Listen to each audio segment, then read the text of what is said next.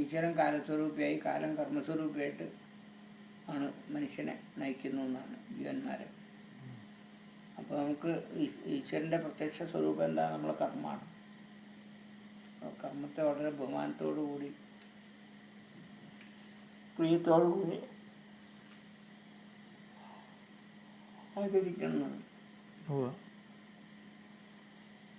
Duty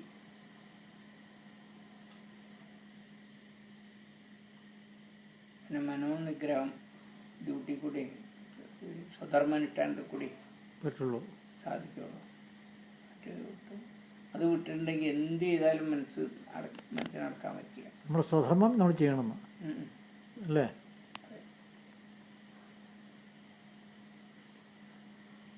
അങ്ങനെ ശ്ലോകം ഉണ്ടല്ലോ അല്ലേ? സ്വധർമ്മ നിധനം ശ്രേയത് പരധർമ്മോ ഭയാവഹം. സ്വധർമ്മം ആണ് ഏറ്റവും ശ്രേയസ്കരമായിട്ടുള്ളത്. ശ്രേയസ് എന്ന് പറഞ്ഞാൽ ആത്മബോധത്തിലേക്ക് നയിക്കുന്നത്, പ്രേയസ് എന്ന് പറഞ്ഞാൽ ഭൗതികത്തിലേക്ക് നയിക്കുന്നതാണ്. അപ്പം അങ്ങനെ ശ്രേയസ്കരമായിട്ടുള്ളത് ഇതാണ്.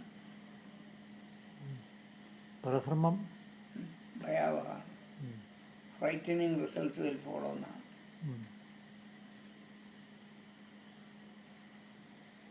സ്വധർമ്മം എന്താ നമുക്ക് തെളിഞ്ഞു വരുന്നു, ഉള്ളിൽ തെളിഞ്ഞു വരുന്നു. എങ്ങനെയാണ് എവരിബഡി ഈസ് ബൗണ്ട് ബൈ സ്വധർമ്മം. ഓരോ സമയത്തും ഓരോരോ സ്വധർമ്മത്തിൽ കെട്ടപ്പെട്ടുകൊണ്ടാണ് നമ്മളിരിക്കുന്നത്. അത് ചെയ്ത് തീരുമ്പോൾ മാത്രമേ ആ കെട്ടിന്ന് അറ്റു വരാൻ പറ്റുള്ളൂ.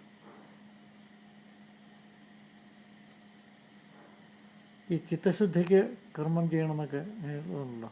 കാരണം എന്താ വെച്ചാൽ കർമ്മവാസനാണ് മനസ്സിനെപ്പോഴും മരിച്ചുകൊണ്ടിരിക്കുന്ന ഒരു സംഗതി. ചെയ്യേണ്ട കാര്യം ചെയ്തു കഴിഞ്ഞാൽ മനസ്സ് ക്ലിയറാവും. ശരിയാ. ക്ലിയറായി കഴിഞ്ഞാൽ ചിത്തശുദ്ധിയായി, സത്വഗുണായി.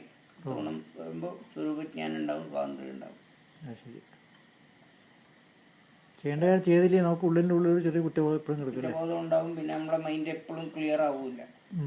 ഇപ്പോൾ എന്തെങ്കിലും ഒരു ഉത്തരവാദിത്വം നമുക്കുണ്ടെന്ന് വയ്ക്കാം, ഒഴിഞ്ഞു പോകാൻ പറ്റാത്ത ഉത്തരവാദിത്വം ഉണ്ട്. കഴിയുന്നത്ര വേഗം ചെയ്തിട്ട് ആ ജീവന്മാരെ നമ്മളിൽ നിന്ന് അടക്കിക്കളയണമെന്നാണ്, അകറ്റിക്കളയണമെന്നാണ് പറയുന്നത്.